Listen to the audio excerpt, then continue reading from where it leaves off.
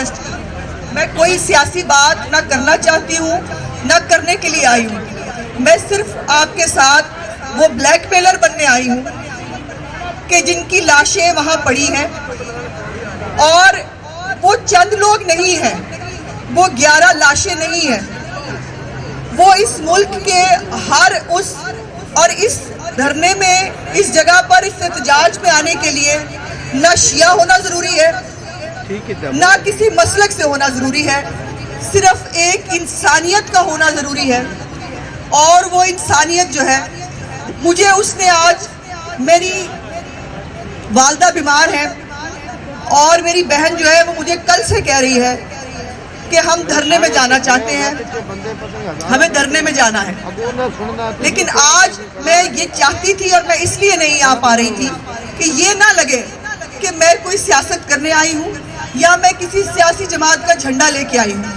میں اس لیے یہاں نہیں آ سکی، لیکن آج جس تکلیف کا اور جو آگ لگائی ہے، میں اس سے ڈر کے اور خوف زدہ ہو کے آئی ہوں۔ میں آج دوبارہ وزیر اعظم پاکستان کے سامنے ہاتھ جوڑتی ہوں کہ وہ 11 لاشیں صرف لواحقین کی نہیں ہے، وہ ہم سب کے جذبات ہیں، وہ ہم سب کے چاہنے والے ہیں، اور یقیناً جن کے گھر پہ بچے ہوتے ہیں انہیں بچوں کی تکلیف ہوتی ہے، جن کی مائیں، میں بھی ایک جوان بچے کی ماں ہوں اور میں محسوس کرتی ہوں جیسے جیسے بچہ جوان ہوتا ہے ویسے ویسے ماں کی خواہشات اور ماں کے ارمان جوان ہوتے ہیں۔ میں آج محسوس کر رہی ہوں اس ماں کی تکلیف جو تابوت کے ساتھ بیٹھی ہے سر رکھ کے، اور اس کا کمانے والا، اس کا جوان بیٹا اس کے پاس نہیں ہے، اور وہ چاہتے کیا ہے۔ عمران خان صاحب آپ کی سلطنت سلامت رہے، عمران خان صاحب آپ کی بادشاہت سلامت رہے۔ وہ چند لاشیں، ریاست پاکستان کی ذمہ داری ہے کہ وہ شہریوں کو جان اور مال کا تحفظ فراہم کرے، اور آپ نے کہا تھا ریاست ماں ہوتی ہے، وزیر اعظم باپ ہوتا ہے، ماں جو ریاست تھی وہ تحفظ نہیں دے سکی، باپ جو وزیر اعظم ہے وہ لاشیں دفنانے کے لیے نہیں آ رہا۔ میں کیا کروں؟ میں آج دست بدستہ کوئی سیاسی بات نہیں، کوئی سیاسی وابستگی نہیں، میں ہاتھ جوڑ کے کہہ رہی ہوں ان شہیدوں کو مٹی میں جانے دیں، ان شہیدوں کو، وہ اللہ کے پاس وہ بڑی اچھی جگہ پہنچ گئے، لیکن جو آپ کر رہے ہیں یہ غلط ہے۔ جو آگ لگے گی اس ملک کے اندر اس کا اندازہ آپ نہیں لگا سکتے، اور اس آگ کا متحمل پاکستان نہیں ہو سکتا۔ برائے مہربانی اپنی انا کو تھوڑی دیر سائڈ پر رکھ کر، برائے مہربانی اپنے جاہو جلال کو ایک دفعہ سائڈ پر رکھ کر خدا را ان کے پاس جائیے۔ وہ کچھ نہیں مانگ رہے، -10 ڈگری میں بیٹھ کر نہ ان کی پیارے واپس آئیں گے نہ آپ انہیں کچھ دے سکتے ہیں۔ رشتوں کا اور جوان بچوں کا کوئی نعم البدل نہیں ہوتا، نہ لاکھوں روپے وہ بچے لوٹا سکتے ہیں۔ اگر آپ ان کے سر پہ ہاتھ رکھیں گے، اگر آپ ان کے اشک پہنچیں گے تو ان کو لگے گا ان کو سننے والا کوئی ہے۔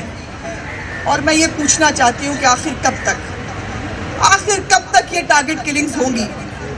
آخر کب تک یہ سب برداشت کرنا ہے؟ اور میں نے یہ تکلیف خود برداشت کی ہے۔ جب میرے مرحوم والد صاحب کو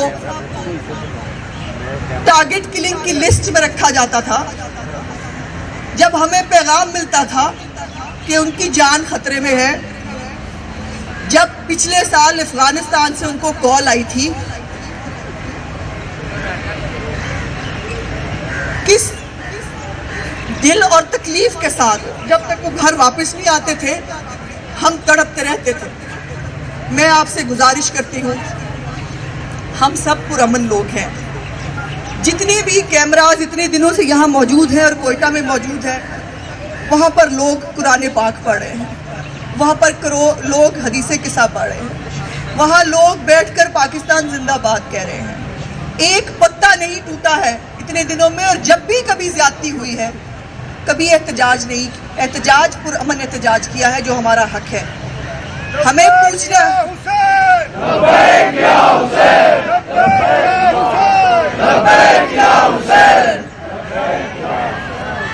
ہم حسینی کربلا کربلا ہے ہماری درسگاہ کربلا کربلا حق کشیدہ راستہ کربلا کربلا حق کشیدہ راستہ کربلا کربلا یا علی یا علی یا علی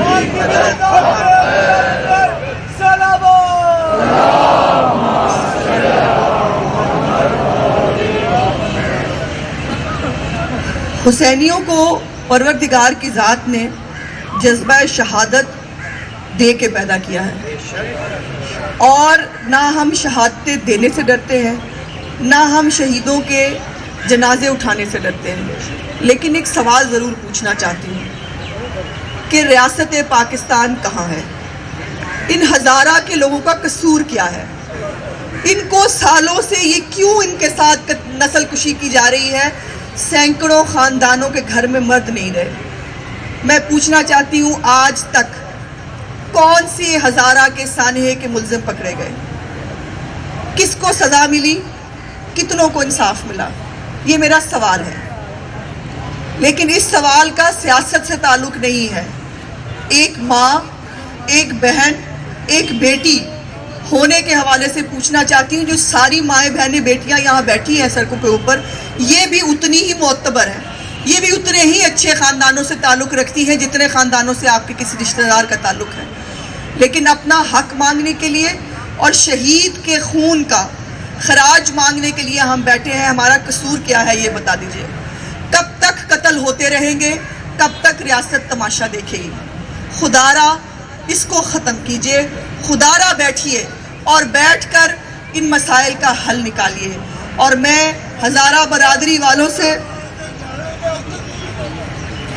ہزارہ برادری کے جو میرے غیور بہن بھائی، میری مائیں، میرے باپ وہاں بیٹھے ہیں، ان کو صرف اتنا کہنا چاہتی ہوں،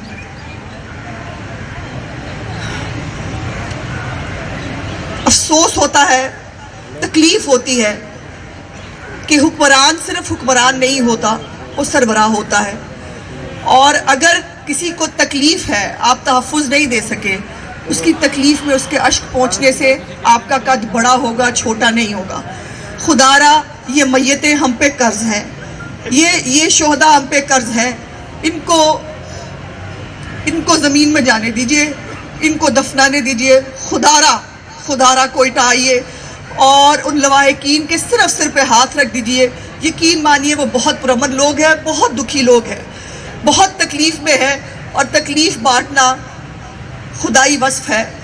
آپ کو تکلیف بانٹنی چاہیے. ان کے پاس جائیے اور ان بچیوں کے، ان یتیموں کے سر پہ ہاتھ رکھیے. اللہ تعالیٰ بھی آپ سے خوش ہوگا.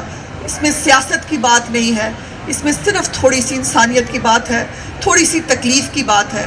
اور میری خواہش ہے، میری دلی امید ہے کہ ہمیشہ ہر برادری کے، ہر مسلک کے لوگ نے مختلف پولیٹیکل پارٹیز میں ہوتے ہیں اور وہ اپنا حق رائے دہی استعمال کرتے ہیں. اس وقت نہ ووٹ کی بات ہے، نہ سیاست کی بات ہے، اس وقت صرف انسانیت کی بات ہے.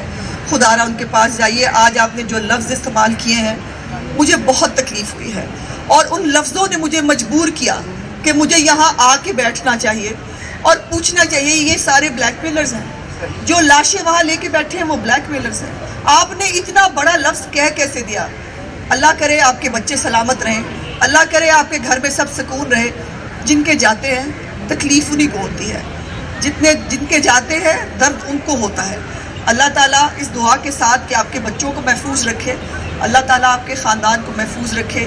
یہ بھی کسی کے بچے ہیں، یہ بھی کسی کے خاندان ہیں. خدارا ان کے سر پہ ہاتھ رکھیے. آپ کی بڑی مہربانی.